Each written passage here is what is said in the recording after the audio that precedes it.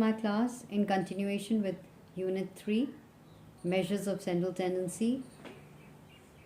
We finished with mean, we've done median. In median, we talked about the individual series.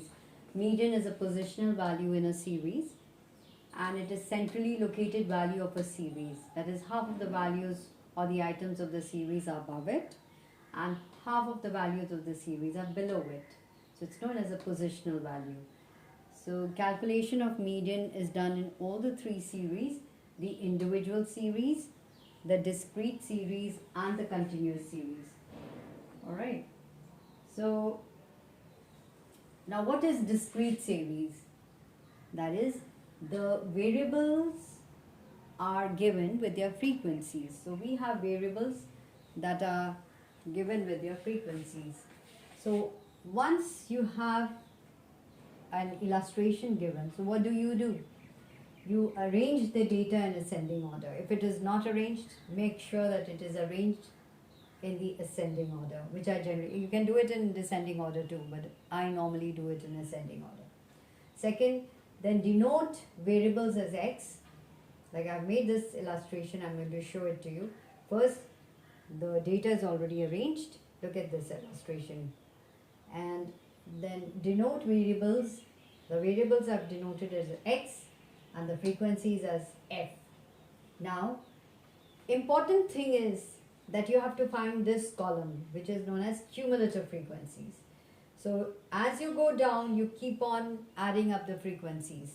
For example, 2, the next one is 5, 2 plus 3 is 5, 5 plus 2 is 7, 7 and 3 is 10, 10 plus 4 is 14, 14 and 6 is 20, 20 plus 20 plus 4 is 24, 24 plus 3 is 27, 27 plus 2 is 29, and so on.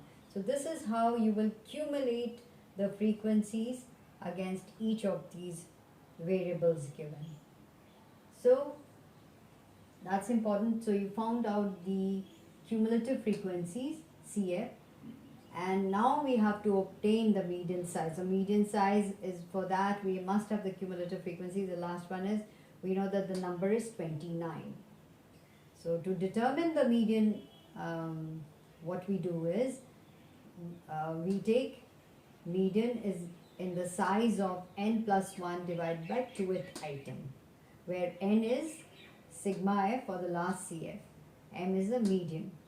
So now median will lie in the size of the cumulative frequency thus determined.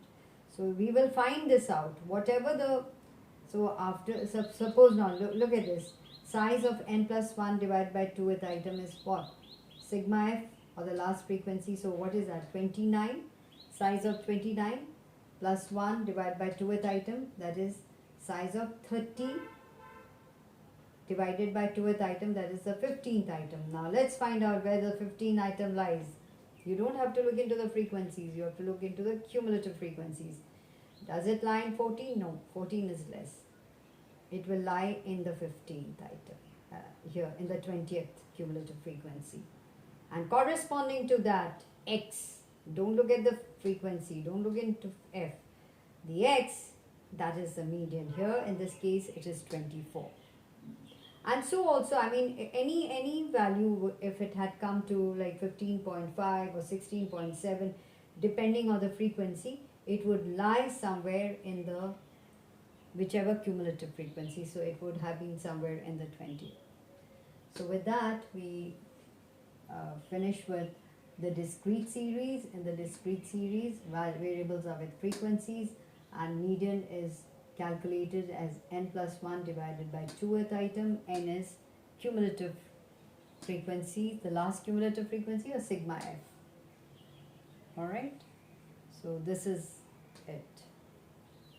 So I hope that you've understood, and make sure that you make a note of this.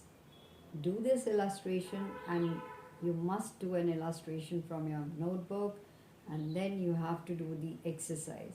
Do 1 or 2 and you'll become pretty good at it then. And then next class I'm going to do median in the continuous series. So going to do median in the continuous series then.